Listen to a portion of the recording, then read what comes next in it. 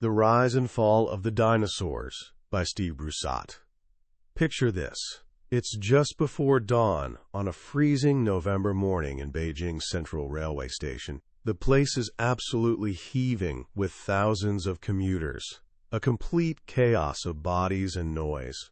And there you are, standing alone, barely able to speak the language, gripping your train ticket like your life depends on it. Your heart is racing as you frantically try to match the symbols on your ticket to the platform signs, watching the minutes tick away toward departure time. This was exactly where a young paleontologist named Steve Brusatte found himself back in 2014, and he wasn't there on holiday. He was on a mission, racing toward a mystery, a fossil that a farmer had unearthed hundreds of miles away, near the North Korean border. All he'd seen were a few grainy photos, but he and his colleague in China, a famous dinosaur hunter named Junchang Liu, had this feeling. You know that gut instinct when something might be really special? This could be one of those holy grail fossils. A brand new species, perfectly preserved, like a ghost from a lost world. After a frantic chase through the station and a 4-hour train ride, Brusatte was led into this unassuming museum, and there, resting on a small, buckling table, was this heavy slab of rock. As he got closer, the room seemed to fall silent, and what he saw absolutely took his breath away. It was a skeleton, roughly the size of a mule, sporting steak-knife teeth and long, vicious claws, clearly a cousin of the infamous velociraptor. But here's where it gets wild. Its bones were light and hollow, and covering its entire body was this coat of feathers.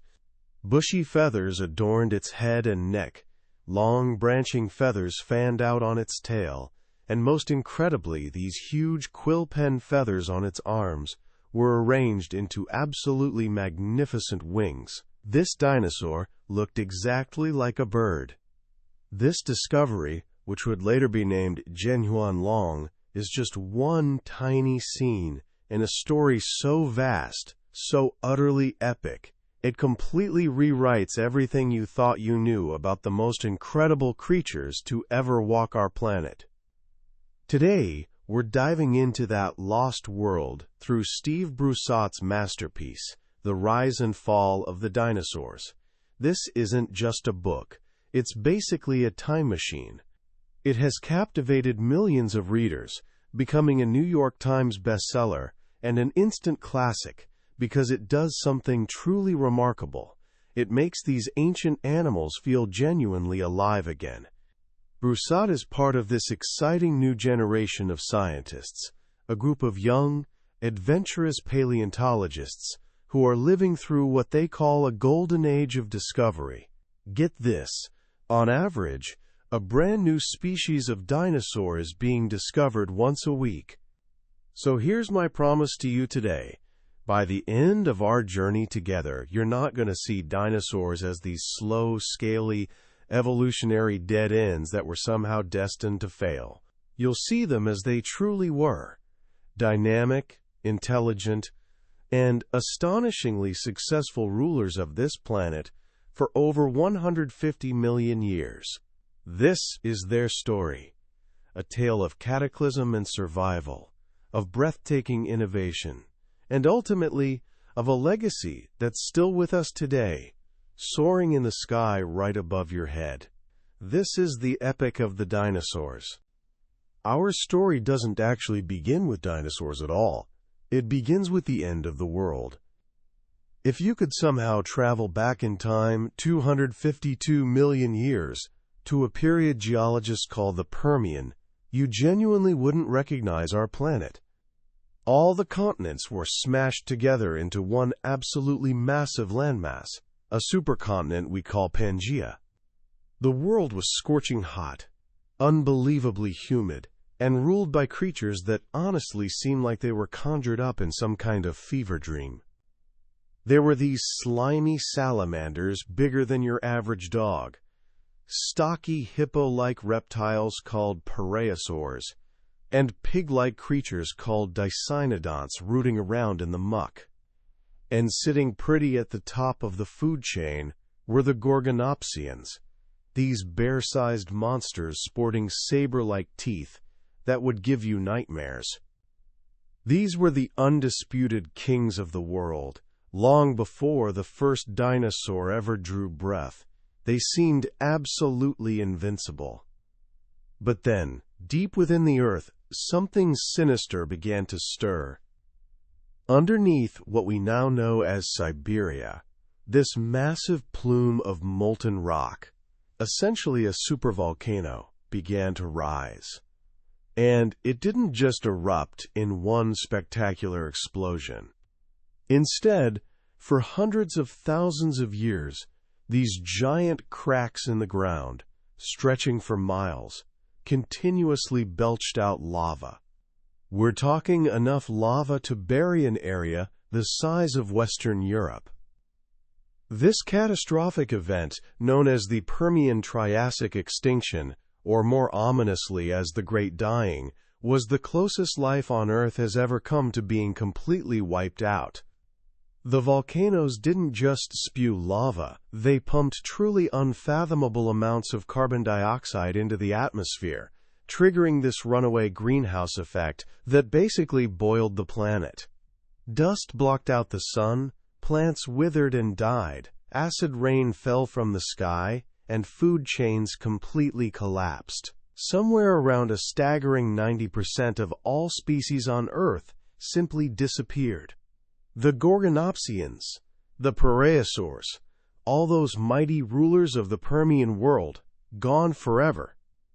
When the dust finally settled after this apocalypse, the world was essentially a ghost town, an empty frontier. And this apocalyptic wasteland was the world the dinosaurs were actually born into. Life, however, has this amazing resilience. In the aftermath of the Great Dying, a brand new geological period began, the Triassic. And in this eerily empty world, the few survivors suddenly had an entire planet to themselves. It was this extraordinary time of grand biological experimentation. And among these new experiments was this group of reptiles called the Archosaurs, which translates to the ruling reptiles. Now, most reptiles of that time, and even today really, sprawl. Think of a lizard or a crocodile with their limbs jutting out to the sides. It's a stable way to get around, sure, but it's not exactly efficient for moving quickly. But some of these archosaurs evolved this absolutely revolutionary new posture. They tucked their limbs directly underneath their bodies. They started walking upright. This was an absolute game changer.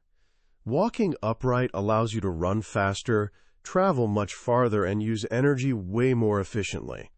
It was this landmark evolutionary event, and it gave these particular archosaurs a huge advantage in the chaotic, still recovering world of the early Triassic. Very early on, these upright archosaurs split into two major family lines. Think of it as this great fork in the evolutionary road. One branch became the pseudosuchians, the crocodile line archosaurs. We'll definitely meet them again soon. The other branch became the avemetatarsaelians, the bird line archosaurs. And this is the line that would eventually lead to pterodactyls, to modern birds, and of course to dinosaurs. Deep in the Holy Cross Mountains of Poland, this young paleontologist and self-described field animal named Grzegorz Niedzwiecki, who happens to be a close friend of Steve Brusatte's, has spent his entire life hunting for fossils. But here's the thing, he doesn't just look for bones. He searches for traces, the footprints, handprints, and tail drags that ancient creatures left behind. He would often remind Brusatte that while an animal only has one skeleton, it can potentially leave millions of footprints throughout its lifetime. And in these ancient mudstones of Poland, dated to just a couple million years after the Great Dying, Grzegorz discovered this new type of track, The tracks were relatively small, about the size of a cat's paw, and they were narrow, clearly indicating that the creature that made them walked upright. The footprints had 3 long central toes, and the handprints were quite small. They named the mysterious trackmaker Pro-Rotodactylus. After studying these tracks extensively with Brusatte and another paleontologist named Richard Butler, they realized what they were actually looking at. This wasn't technically a true dinosaur yet, but boy was it close. It was what scientists call a dinosauromorph, essentially a proto-dinosaur. It was roughly the size of a house cat, gangly and pretty awkward-looking, walking around on all fours. It was fast, but it was also small, and crucially, it was rare. Less than 5% of all the tracks found at the site belonged to these proto-dinosaurs. They were the ultimate underdogs. They were this tiny, almost insignificant part of a world that was still very much dominated by other reptiles and these giant amphibians. For the next several tens of millions of years, these dinosauromorphs continued to evolve. The fossil tracks in Poland, beautifully stacked layer upon layer, tell this fascinating story. The tracks gradually get larger. Some of them start to show only footprints, no handprints at all. These creatures were now walking exclusively on 2 legs, which freed up their hands to grab prey.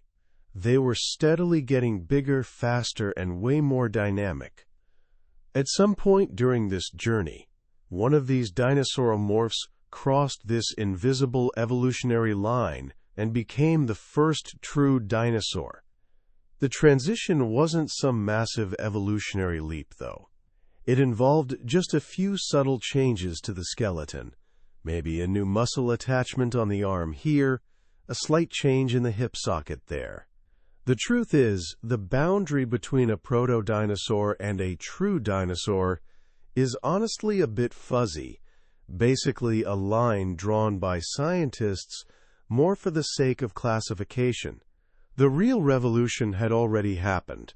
The evolution of these incredibly fast-running, upright dinosauromorphs from their much more sprawling ancestors. The first true dinosaurs show up in the fossil record around 230 million years ago, not in Poland actually, but far away in these mountainous canyons of Argentina, in this otherworldly place called Isquigualasto, which locals call the Valley of the Moon.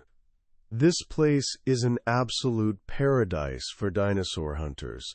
The rocks here preserve this perfect snapshot of life in the Middle Triassic, and it was right here that paleontologists like the legendary Alfred Sherwood Romer and these brilliant Argentinian scientists José Bonaparte and Osvaldo Reg, and later on Paul Sereno, discovered the skeletons of the world's oldest known dinosaurs. There was Herrerasaurus, this mule-sized predator that could sprint impressively on its hind legs, like a primitive version of T-Rex. There was Eoraptor, a smaller, golden retriever-sized speed demon. And there were others, too, early ancestors of those great long-necked sauropods and the plant-chomping ornithischians. So the 3 major groups of dinosaurs, the meat-eating theropods, the long-necked sauropods, and the plant-eating ornithischians, had already diverged from each other by this point. The dynasty had officially begun. But here's the really interesting twist. They still weren't the kings. In Isquigualasto, dinosaur fossils actually make up only about 10 to 20% of the total ecosystem. They were vastly outnumbered by all these other creatures. There were these giant amphibians like Metaposaurus, basically car-sized salamanders lurking ominously in the water. There were those pig-like Dicynodonts and beaked rhynchosaurs happily munching on plants. And most importantly, there were these other ruling reptiles, The crocodile line archosaurs, the pseudosuchians, these were the true rulers of the Triassic period. There were these armored, tank-like plant eaters, called dinosaurs. There were fast-running, almost greyhound-like crocodiles. And sitting at the very top of the food chain were the Rauisuchians, absolutely ferocious, 25-foot-long predators like Saurosuchus, this four-legged monster that would have absolutely haunted the nightmares of the first dinosaurs. Throughout the entire Triassic period, for a solid 30 million years after they first appeared, dinosaurs were basically overshadowed. They were playing second fiddle to their crocodile cousins.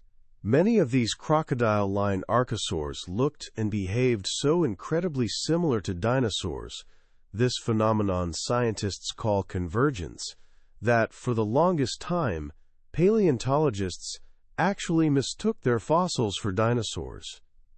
It was genuinely far from certain that dinosaurs were somehow destined for greatness. They were even held back by the climate itself. During the Triassic, the supercontinent of Pangaea had these absolutely extreme weather patterns. This vast, scorching desert stretched right across the equator. The early dinosaurs, it seems, simply couldn't handle that intense heat. Their fossils are consistently found in the more temperate, humid belts to the north and south, but they were completely absent from those arid tropics. For millions upon millions of years, they were geographically contained, totally unable to break free. They were underdogs, literally trapped by climate conditions, and kept firmly in their place by these more dominant competitors. If you were a betting person way back in the Triassic, you honestly would have put all your money on the crocodile-line archosaurs to eventually conquer the world. But then, as it often does, the world changed again. Pangaea, that great supercontinent, had been straining at the seams for millions of years. These deep geological forces were steadily pulling it apart. Around 201 million years ago, right at the very end of the Triassic, the breaking point was finally reached. The supercontinent began to literally unzip right down the middle. And when a continent tears apart like that, it essentially bleeds lava.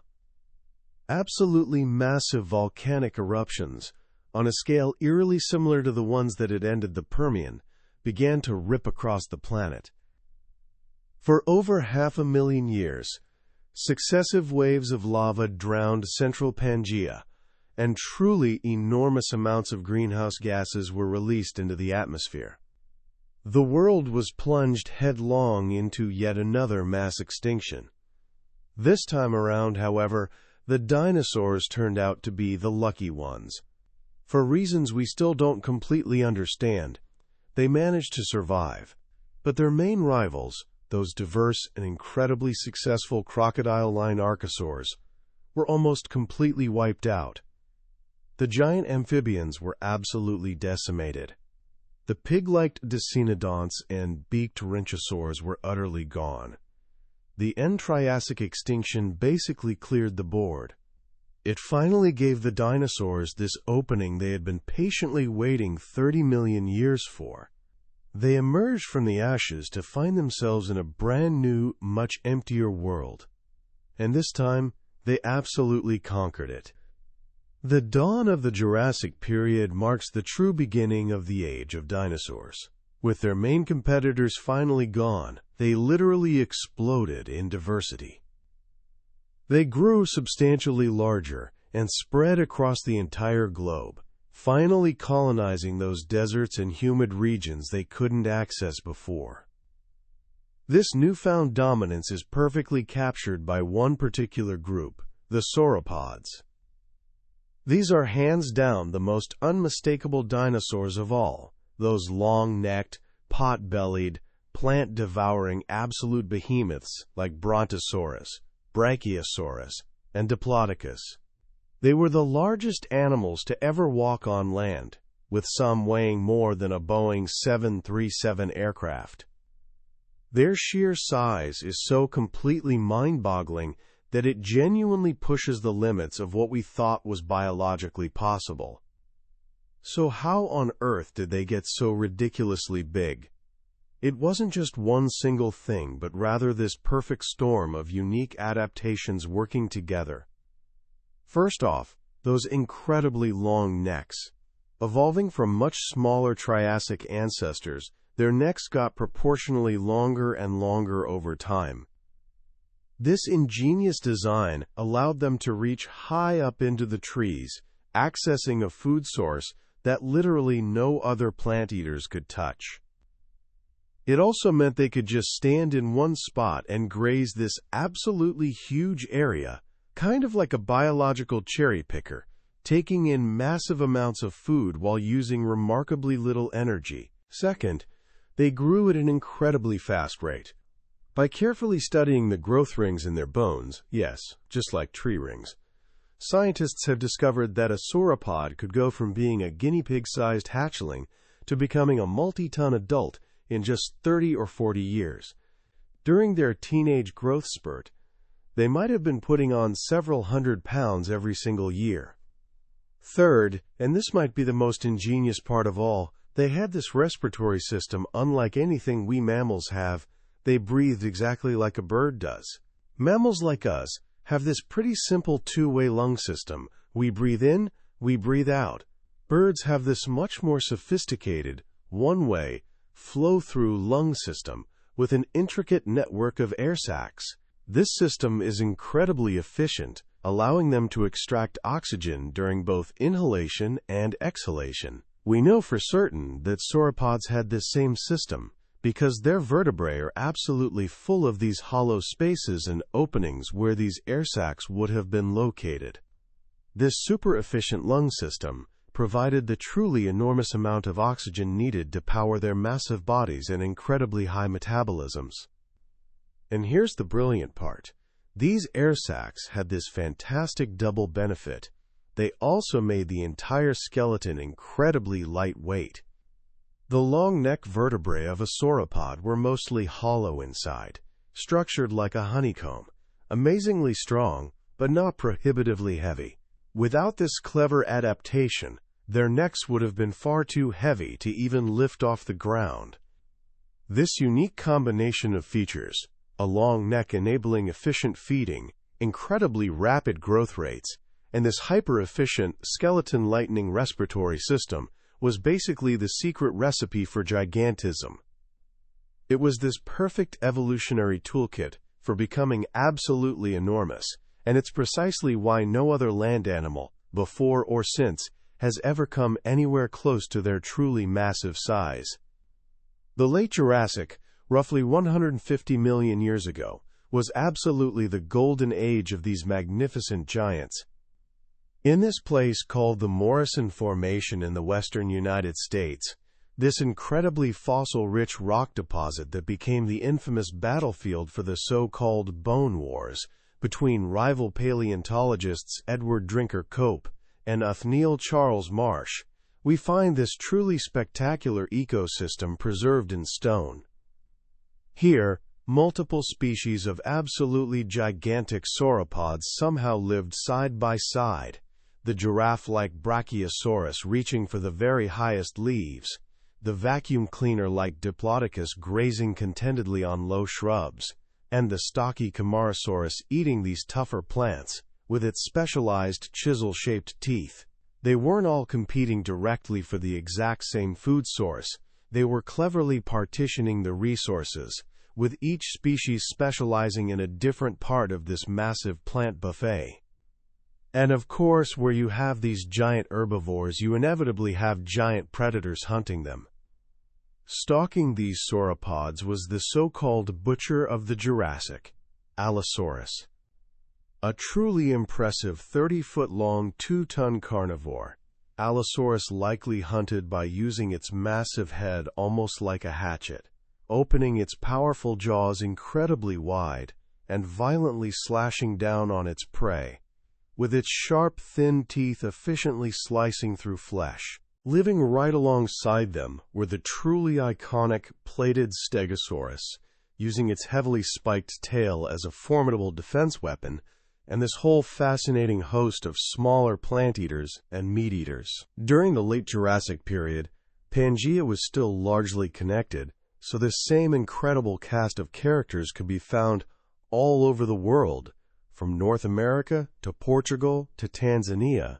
Dinosaurs were at their absolute peak of success, a truly global empire, seemingly unchallenged and apparently eternal.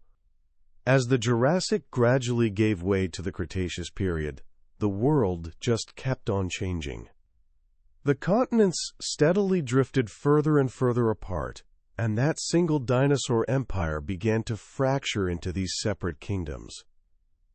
The dinosaurs living on different continents began evolving in complete isolation from each other, which led to an even greater explosion of diversity. The sauropods, while still enormous and impressive, became somewhat less dominant in the northern continents. Their place as the primary large herbivores was gradually taken over by brand new groups of ornithischian dinosaurs. There were the hadrosaurs, often called the duck-billed dinosaurs, like Edmontosaurus, which had these incredibly complex jaws, packed with literally hundreds of teeth, all grinding together into these efficient batteries, absolutely perfect for chewing the tough, newly evolved flowering plants. And then there were the ceratopsians, those impressive horned dinosaurs, like the famous Triceratops. These were basically the rhinoceroses of the Cretaceous world, moving around in these vast herds, with their formidable horns and those massive frills, used both for elaborate display and, when absolutely necessary, for defense against the terrifying apex predators of their time. And speaking of those predators, who exactly were they? The allosaurs had pretty much faded away by this point. In their place, this entirely new dynasty of carnivores had risen to absolute power. On the southern continents of South America and Africa, which remained connected for quite a bit longer, it was the Carcharodontosaurs, these so-called shark-toothed lizards, and these bizarre, stubby-armed creatures called ebelosaurs that ruled with an iron fist. But up in the north, across Asia and North America, a very different kind of tyrant was steadily emerging. Their story is honestly one of the most remarkable in the entire history of life on Earth. They didn't just burst onto the scene as kings right from the start. They began their long journey way back in the Middle Jurassic, around 170 million years ago. The first ones, creatures like Kilescus from Siberia and Guanlong from China, were actually quite small, roughly human-sized predators. They were impressively fast and agile, sure, but they definitely were not sitting at the top of the food chain.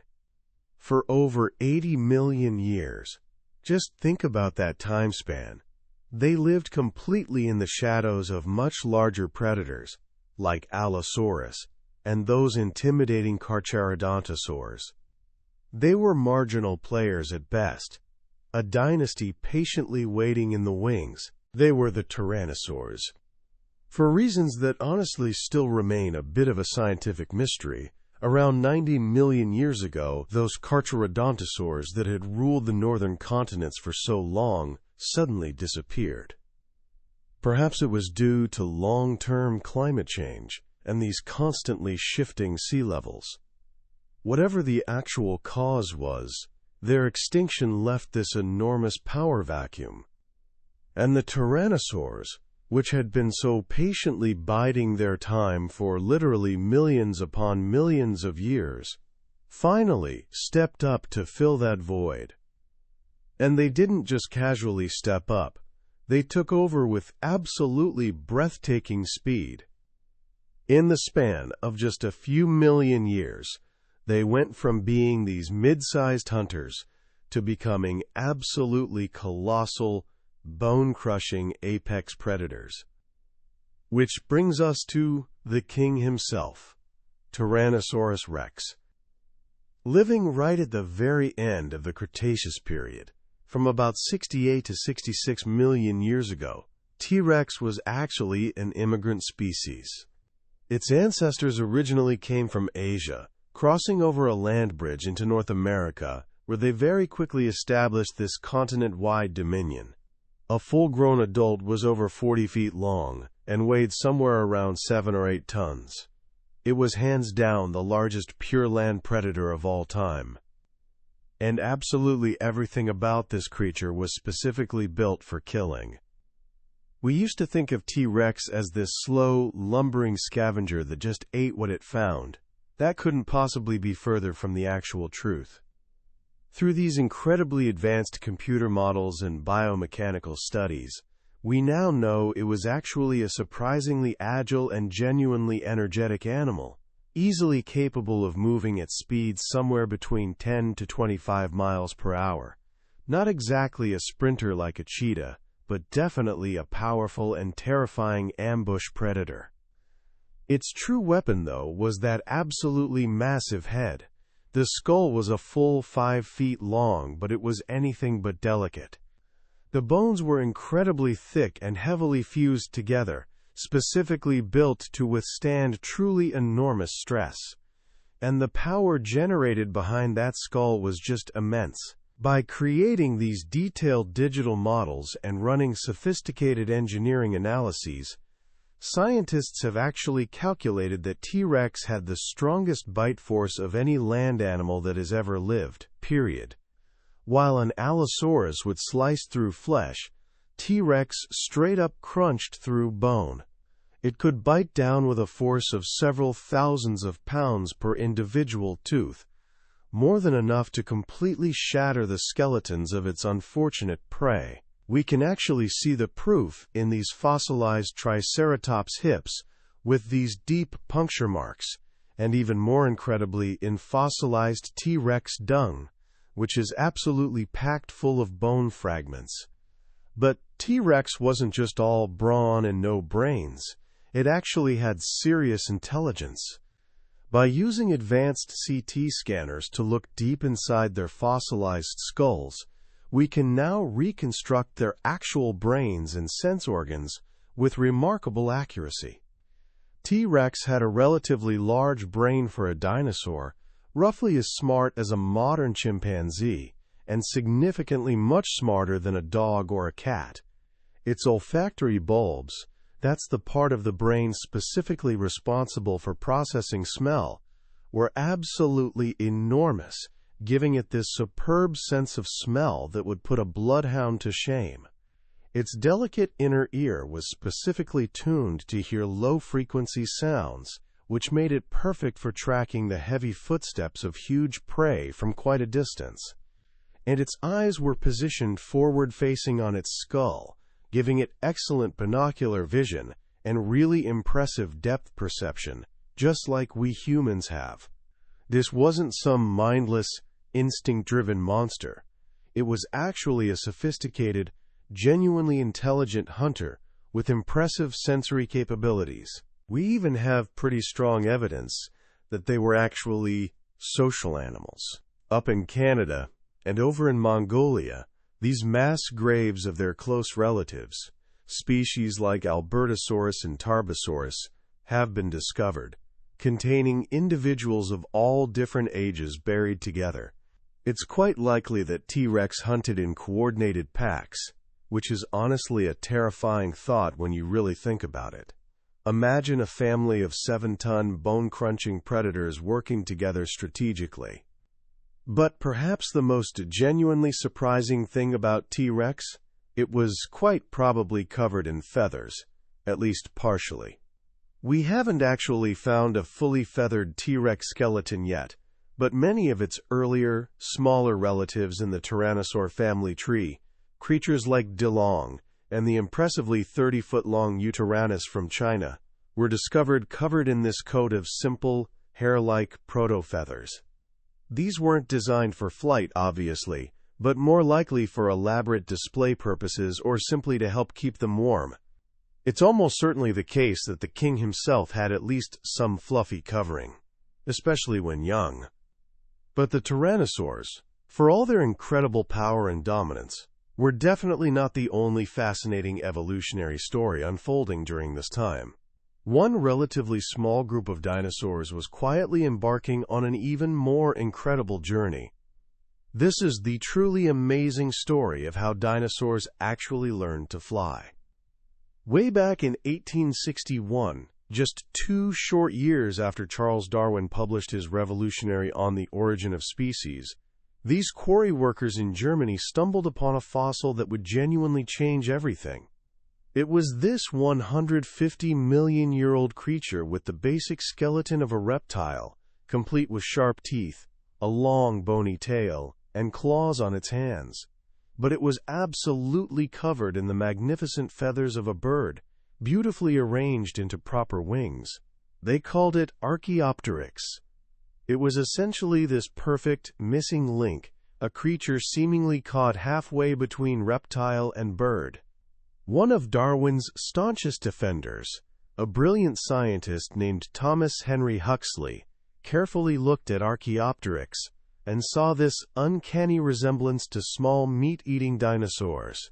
He boldly proposed this truly radical idea for the time, that birds actually descended directly from dinosaurs. For the next entire century, that controversial idea was absolutely fiercely debated in scientific circles. But then in the 1960s, this paleontologist named John Ostrom discovered a dinosaur up in Montana that was just astonishingly bird-like in its features. It was this incredibly lithe, dynamic predator with these long arms and this distinctive sickle-shaped claw on its foot. He called it Deinonychus. It was a raptor. Looking very carefully at Deinonychus, Ostrom essentially resurrected Huxley's old theory, which sparked what we now call the dinosaur renaissance. This genuine revolution that completely reimagined dinosaurs as active, intelligent, warm-blooded animals, very much like modern birds. The final, definitive proof came in the 1990s from Liaoning province in China. Here, in these ancient lake beds that had been buried by successive layers of volcanic ash, an entire ecosystem of perfectly preserved, genuinely feathered dinosaurs was discovered. Literally thousands upon thousands of fossils have been found there, ranging from small plant eaters sporting porcupine-like quills to giant tyrannosaurs covered in that fuzzy down, to raptors with absolutely full-on wings. These incredible fossils tell us this truly amazing story. Birds are not simply descended from dinosaurs in some distant way. Birds literally are dinosaurs. They're actually just a small, specialized branch of the meat-eating theropod family tree, the exact same group that includes both T-Rex and Velociraptor. And here's what's really mind-blowing. All those classic features we automatically associate with birds, feathers, wishbones, hollow bones, even their super-efficient lung system, did not originally evolve for the purpose of flight. They actually evolved in their ground-dwelling dinosaur ancestors for completely other reasons.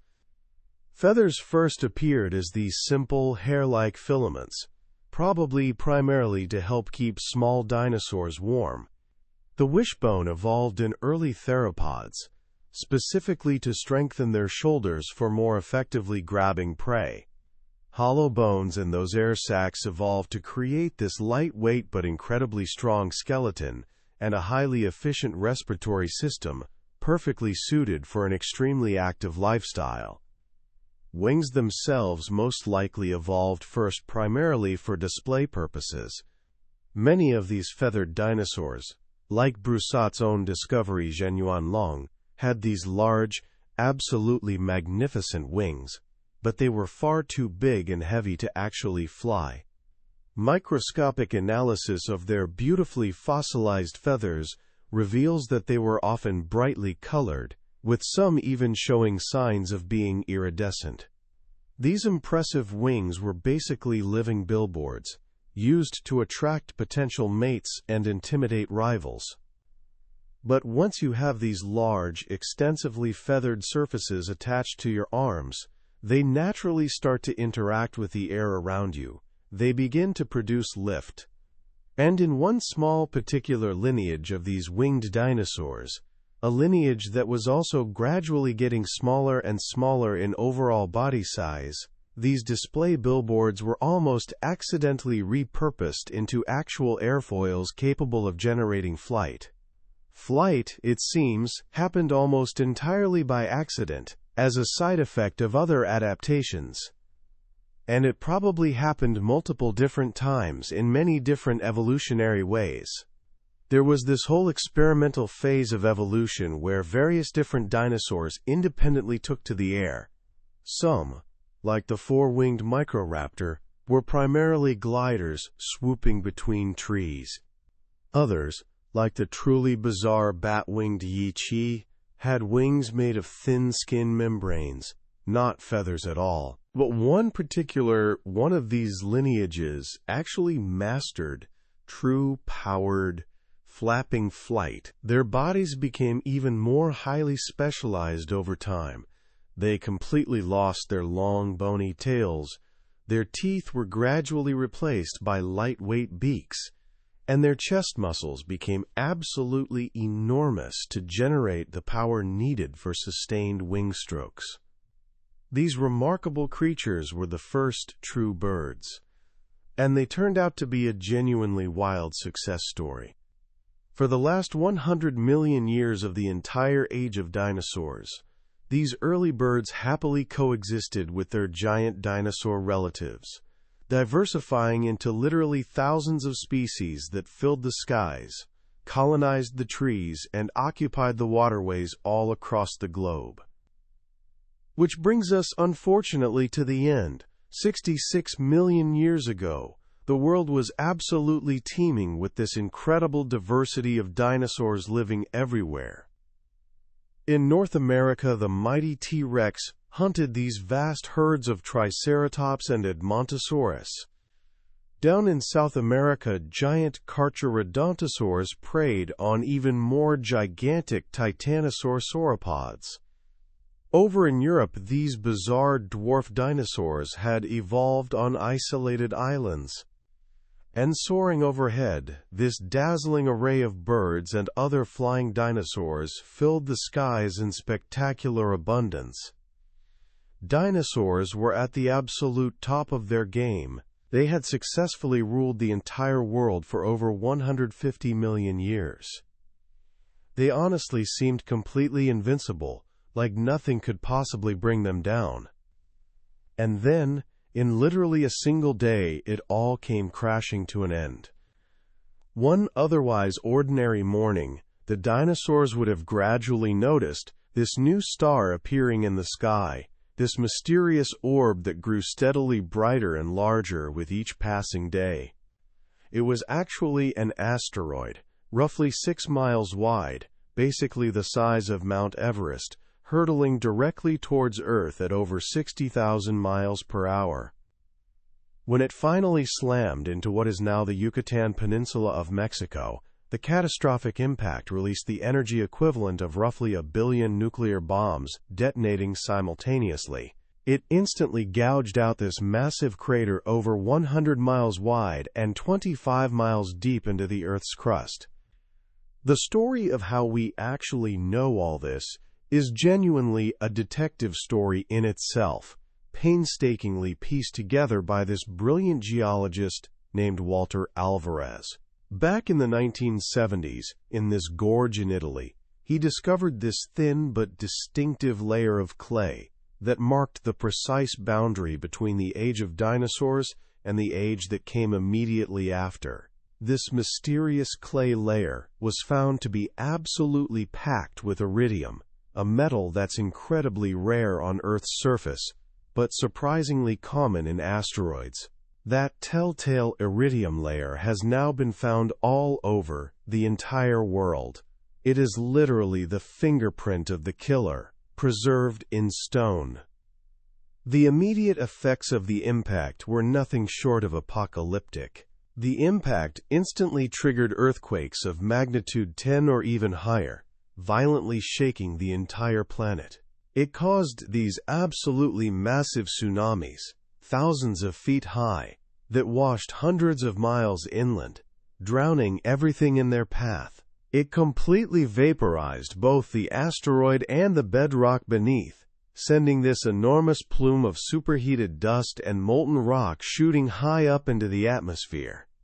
As this debris inevitably rained back down to Earth, it heated the air to literally the temperature of an oven, igniting these massive global wildfires that spread across entire continents. The dinosaurs living in North America, being closest to the actual impact site, would have experienced this hellscape firsthand, and immediately. They were burned alive, battered by earthquakes, and shaken violently to death within just a few hours of the impact.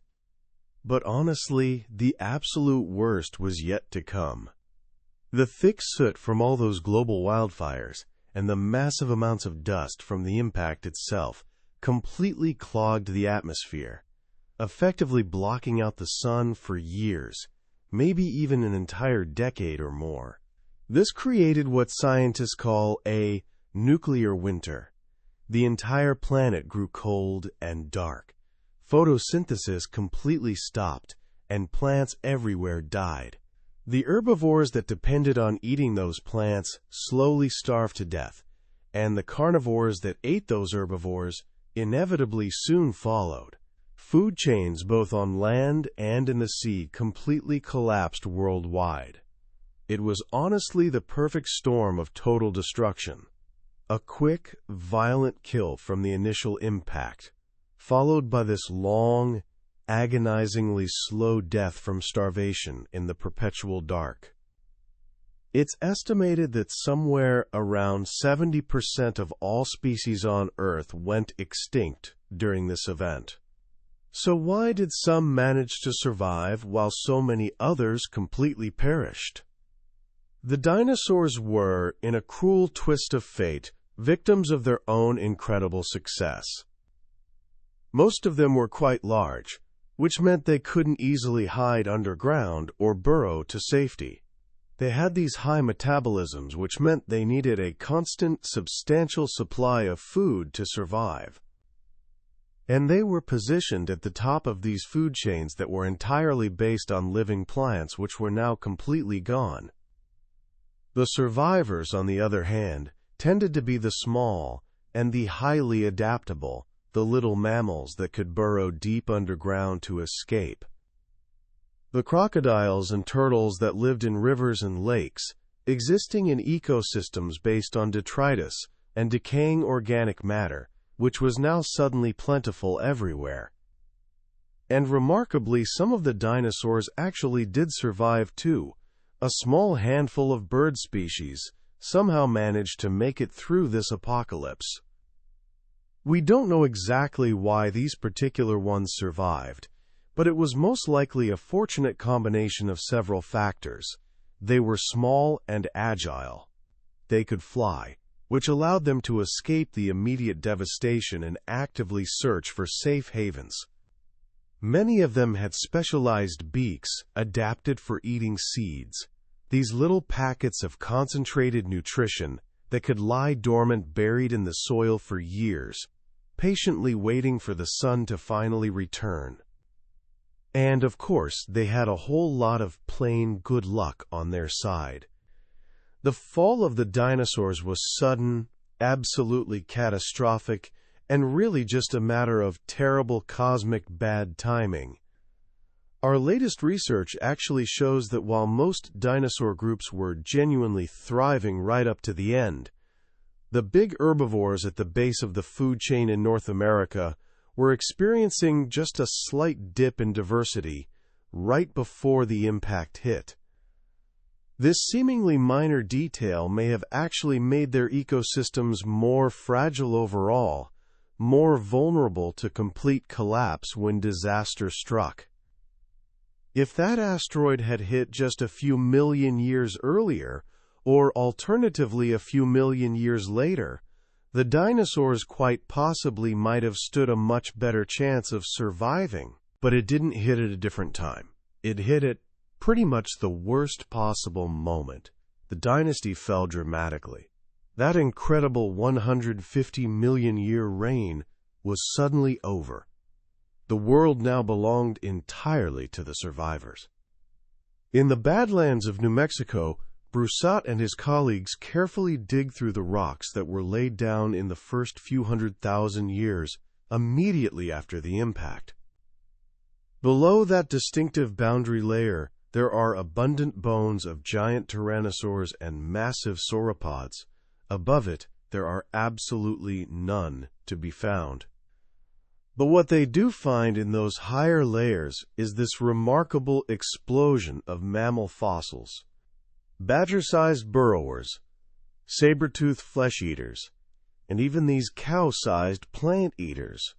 The mammals, which had lived completely in the shadows of the dinosaurs for over 150 million years, always staying small and secretive to survive, now finally had their long-awaited chance.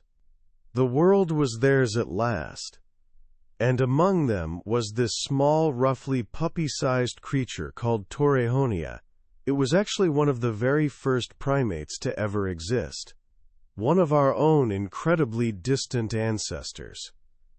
That is the final, deeply profound lesson of this entire epic story. The catastrophic fall of the dinosaurs was actually what made our modern world possible. Their extinction cleared the way for the explosive rise of mammals, and eventually, many millions of years later, for us. When you finally finish a book like The Rise and Fall of the Dinosaurs, you honestly don't just close the cover and casually move on with your day.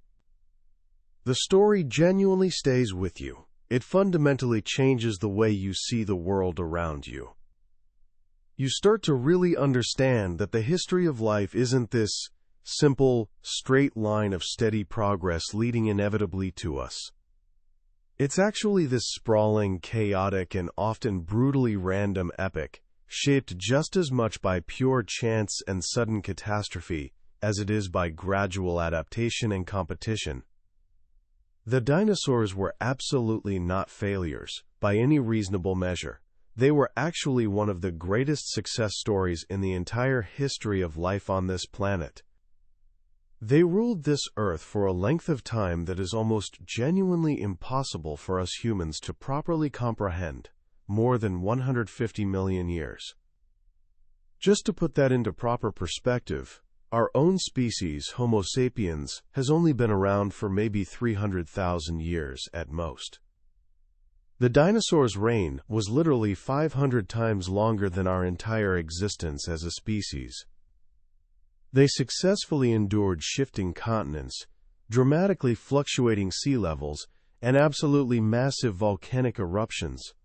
They evolved into the largest animals to ever walk on land, and they even invented powered flight. Their story is honestly a masterclass in biological resilience and evolutionary adaptation. And yet, in literally a single day, through absolutely no fault of their own, their massive empire completely crumbled.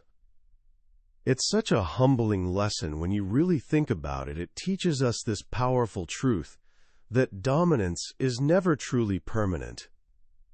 No matter how successful, how powerful, or how seemingly well-adapted a species becomes, it is always vulnerable to the completely unexpected. The universe, it seems, has this way of periodically reminding us that nothing, absolutely nothing, lasts forever. For me personally, the most powerful takeaway from Steve Brusatte's work is this incredible sense of deep connection to an almost unimaginably ancient past. The world under our feet is not just dirt and ordinary rock. It's actually this vast library of ancient stories waiting to be read. And paleontologists like Brusatte are essentially the librarians, the dedicated decoders, who are learning to read these stories with ever greater clarity and detail. They're not just digging up old bones for museum displays. they're actually resurrecting entire lost worlds and bringing them back to life. So how can you take the profound lessons from this incredible story and apply them to your own everyday life? It's obviously not about preparing for an actual asteroid strike, but more about fundamentally shifting your perspective on life. First, the very next time you happen to see a bird, whether it's just a pigeon on the sidewalk, a sparrow in a tree, or a seagull by the shore, take a genuine moment to really look at it closely. Don't just casually see a bird. Try to see a living dinosaur. See a survivor of an apocalypse. See this tiny, feathered testament to an empire that rose to global dominance, ruled for an eternity, and then fell in a dramatic blaze of cosmic fire. It's honestly a powerful reminder that history is not just something stuck in the distant past. It's literally all around us, living and breathing right now. Second, really try to think about the almost incomprehensible scale of deep time. The story of the dinosaurs unfolds over hundreds of millions of years, a time span our brains aren't really built to grasp. When you start to truly grasp that immensity, the problems and anxieties of our own individual lives, even the serious crises of our own time, can start to feel just a little smaller, a little more manageable. It gives you this sense of perspective that is somehow both humbling and strangely liberating at the same time. And finally, let this amazing story genuinely ignite your natural curiosity about the world. The world is absolutely full of incredible stories just like this one, hidden in plain sight all around us, just waiting to be discovered. Whether it's in the rocks beneath your feet, the stars scattered across the night sky, or even the complex history of your own family, there are epic tales absolutely everywhere. The dinosaurs teach us this wonderful lesson that the world is far older, far stranger, and far more wonderful than we can possibly imagine. That was our journey through The Rise and Fall of the Dinosaurs by Steve Brusatte. We've walked through the highlights of this incredible epic together, but I'll be completely honest with you. A summary, no matter how detailed I try to make it, can only ever really be a map. The real adventure, the actual magic, happens when you travel the terrain yourself and experience it firsthand. The true magic of this book is in the way Brusatte tells the story, the genuine passion he brings to the science, the way he makes these ancient creatures feel like living, breathing characters you actually care about. This summary is designed to give you a glimpse of that world, to help you decide if this is a journey you want to take yourself. If anything we've talked about today has genuinely sparked your imagination or curiosity, I really urge you to grab a copy and read it. Reading it isn't just about passively learning facts.